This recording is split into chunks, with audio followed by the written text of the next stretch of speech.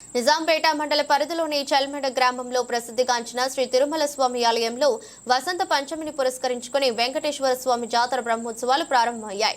ఈ సందర్భంగా ఆలయ పూజారి వెంకట రామ్మోహన్ శర్మ మాట్లాడుతూ తిరుమల స్వామి బ్రహ్మోత్సవాల్లో భాగంగా వసంత పంచమి రోజున అన్నప్రసన్న కార్యక్రమం చేపట్టామన్నారు. బ్రహ్మోత్సవాలు 3 రోజుల పాటు అంగరంగ వైభవంగా నిర్వహిస్తామన్నారు.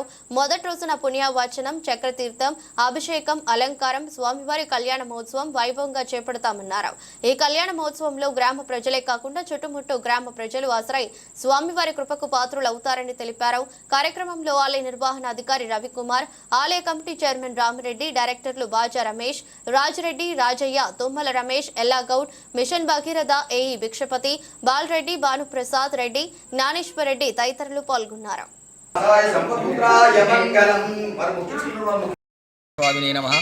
వసంత పంచమి ఈరోజు వసంత పంచమి రోజున స్వామివారి బ్రహ్మోత్సవం ప్రారంభమవుతున్న సాయంకాలము విశ్వక్షణ ఆరాధనతో స్వామివారి బ్రహ్మోత్సవాలు ప్రారంభమవుతున్నవి. వసంత పంచమి సందర్భంగా ఈరోజు ఆలయంలో అన్నప్రసన్న ముహూర్తాలు కూడా జరుగుతున్నవి కూడా.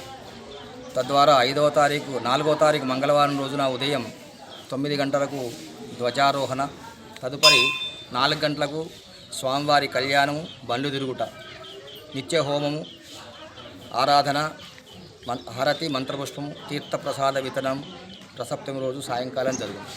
తదుపరి 5వ తారీఖు బుధవారం రోజున ఉదయం గరుడ సేవ, సాయంత్రం రథోత్సవం, స్వామివారి నిత్య హోమము, తదుపరి ఆరాధన, ఆరోగ్యంపు, మంగళహారతి, తీర్థప్రసాద వితరణం.